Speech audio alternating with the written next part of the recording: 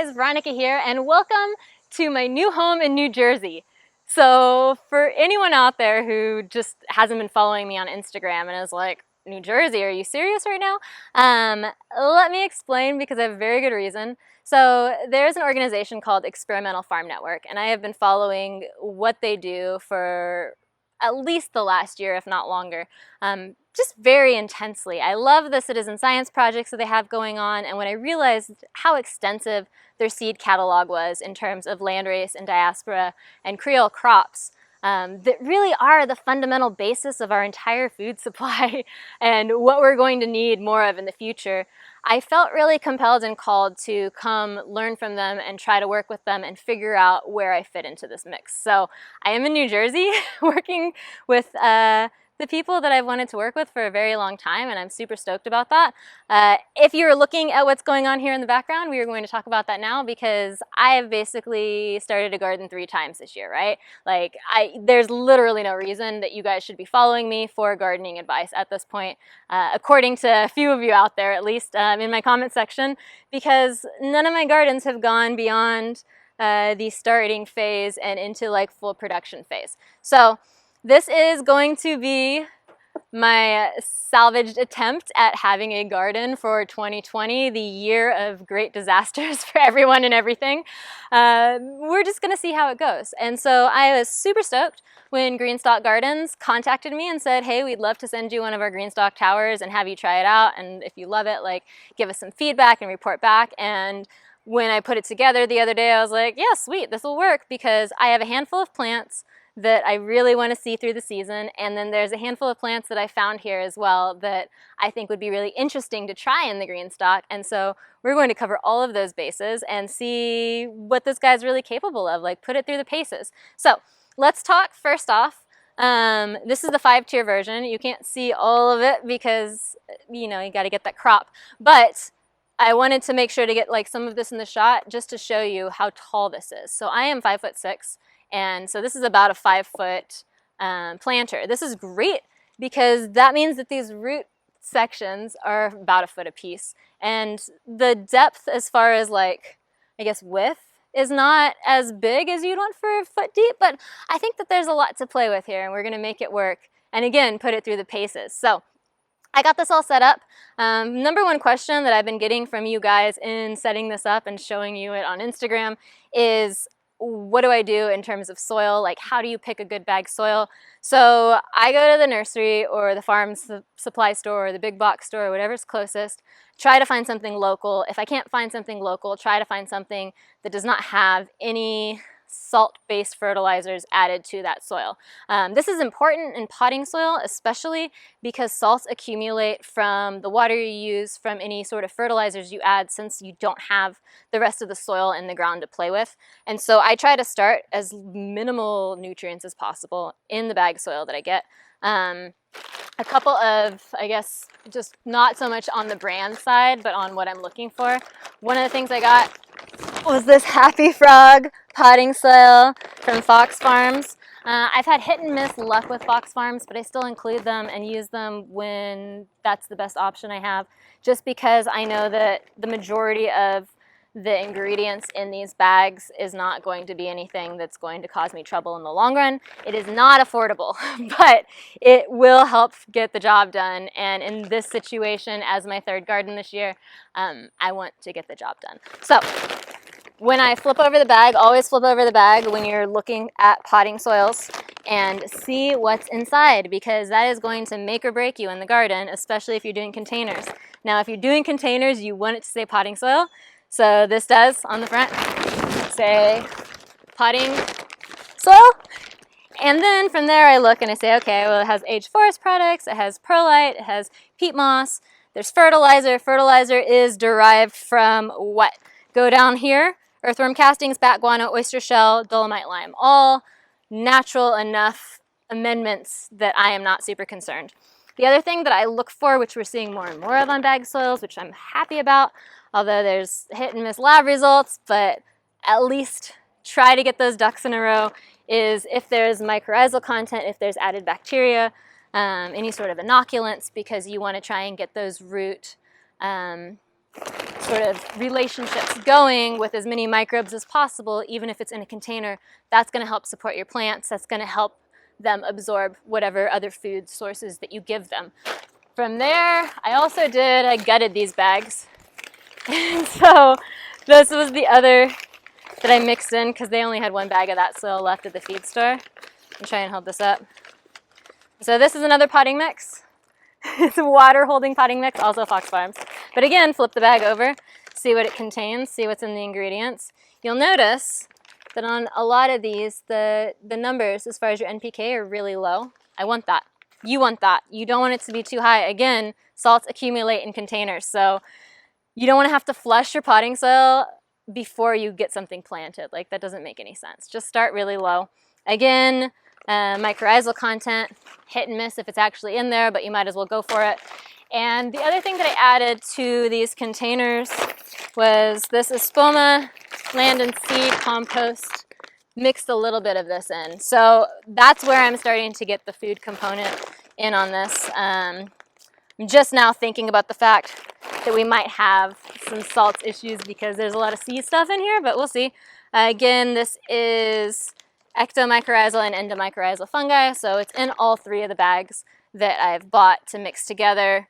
Hypothetically, it's going to exist at least in one of those, if not all three, and we're going to have some sort of root relationships going on between the life in the soil and the plants that I'm putting into that soil, so that anything I feed is not just going to go like rushing right out. Now, my ratios with these, I basically, because I had more of this one that I cut open, was like 2/3 to a combined third of the other two.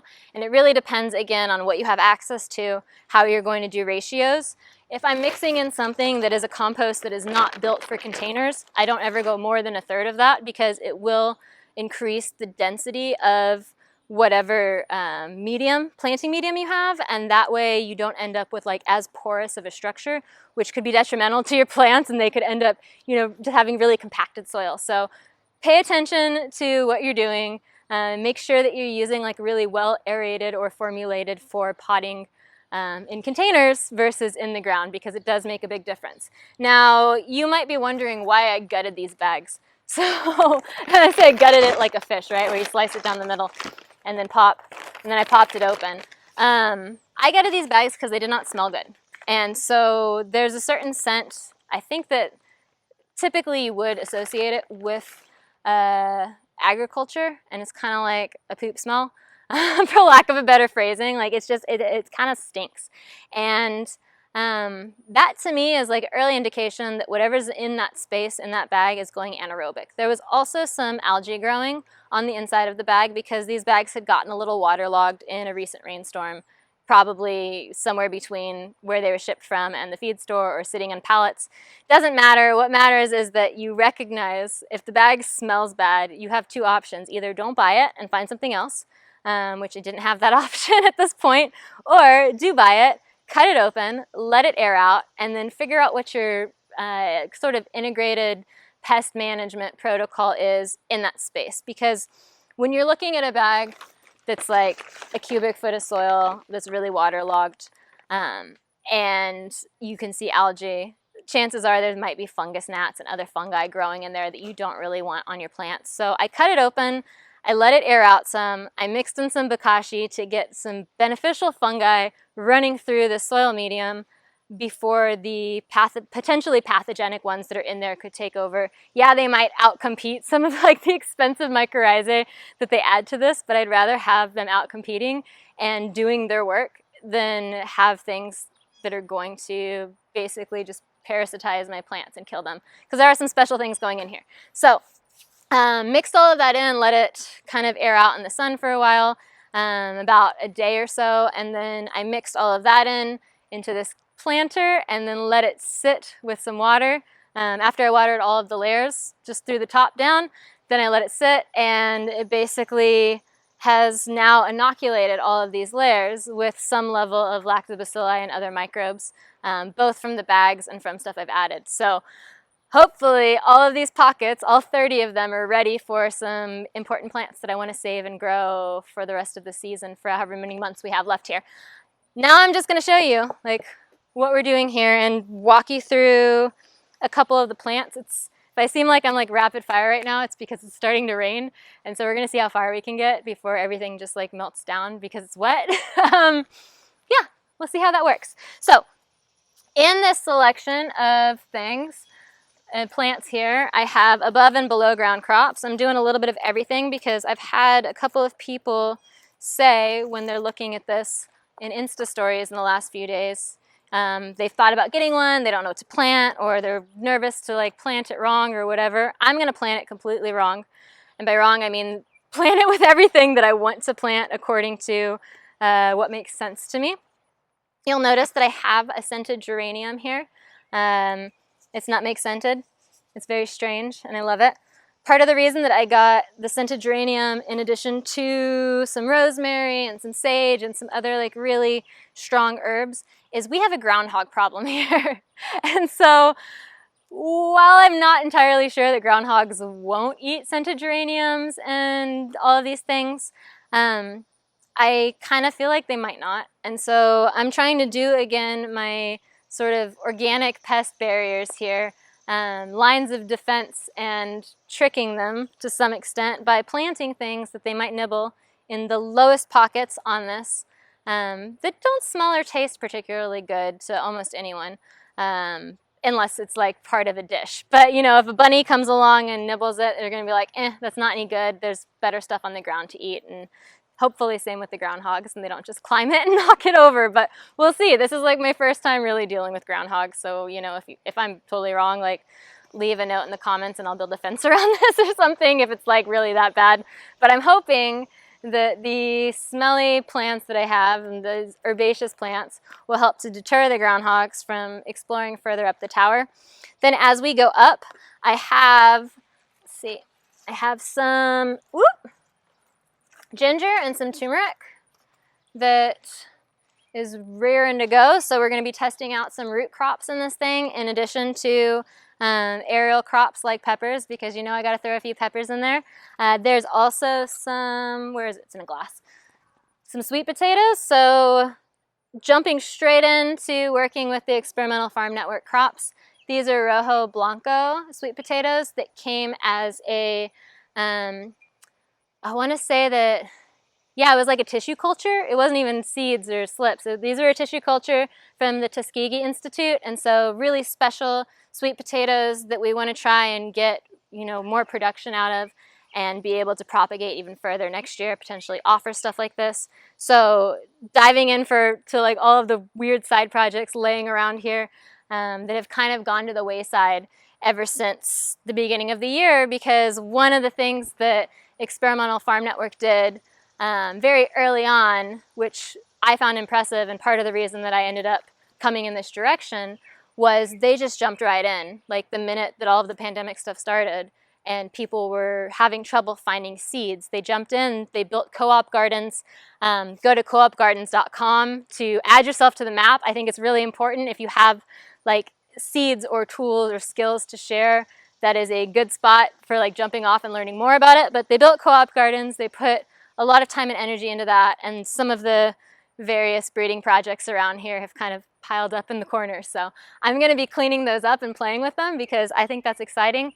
There's also stuff like this Eleonora basil where there's still a few alive. I started watering them the other day and they're struggling, but I think that they might make a comeback. So I'm going to plug some of those in. And what else? There's a lot of peppers. Oh, I got some peppers from the nursery the other day because of course I've been here less than a week and already went to the nursery. You got to check out the local digs, right?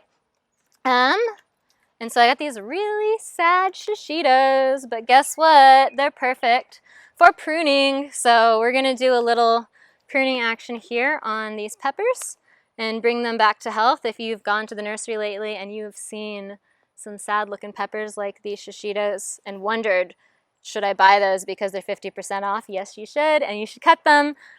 Taking them down to, I'll just show you now, but taking them down to like right above wherever the most recent new growth is, below the top. And I might try and save those tops too. I don't know yet. We'll see. I love shishitos, so that might not be a bad call. Everything else in here is a lot of peppers, a lot of herbs, a lot of the usual suspects. I'm going to get this guy planted up.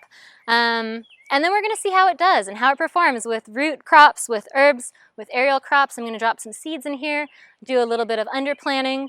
It is going to be a hot mess explosion of exciting plants, and I am stoked for it, just to have like some sort of garden after everything that's gone down this year. Like, I couldn't be more grateful than to be where I'm at with the materials I'm working with. So if you are interested in one of these bad boys that I'm just starting to test out, I'm going to leave a discount code in the description below, and you can order your own and play with it, or you can wait and see how it works out for me and then decide from there. One of the things I really like about it is that it has this water reservoir at the top that you fill it up based on how many layers you have, and then it just flows down into the rest. And there's basically little reservoirs between each layer that water each pocket individually. And I did it yesterday to test it. All of the pockets were watered evenly, and I'm just like, this is kind of game changing. So very excited about even watering and a good solid potting medium start. One other thing that I wanted to share before we close this out, as I go to plant these guys, you will notice that I'm going to find a more dead looking guy. Well, not more dead looking, but you know what I mean. Sadder, a little sadder. We were supposed to get rain yesterday, and it kind of failed us, and now it's coming in while I'm filming. So this guy's sad, right? He needs some water. And so one of the things that I will do while I am planting this, rather than watering all of my plants and then trying to pull them out of their pots and they're like muddy and gross, is I'm just going to pop these guys out just like that. And before I plant them, I have a bowl of this brown looking liquid.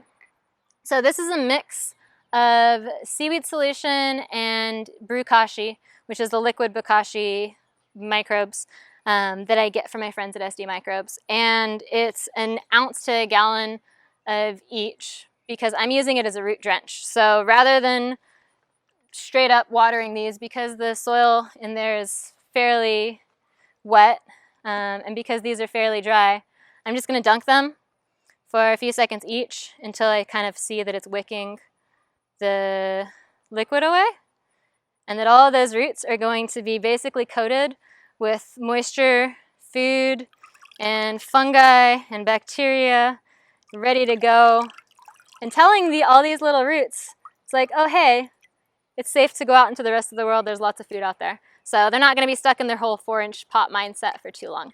At least that's the theory, right? So we're going to get them all dunked, get them all planted, and yeah, we're going to see how this goes. I'm very excited to share everything that I have going on here.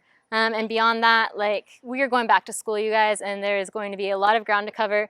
I'm stoked. I hope that you are too. Thank you for joining and sticking around. If you have any questions, feel free to leave them in the comments below. I'll do my best to answer them. Always, if you like what you see, hit that subscribe button, ding that bell, and follow me on Instagram at FlavorKit for all the sort of stuff and more.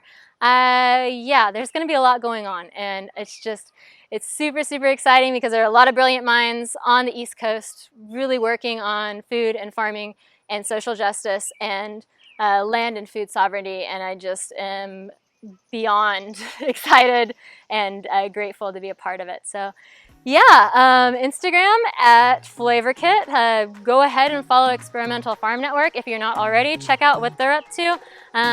Fill yourself out on the map at coopgardens.com, and until next time, happy gardening.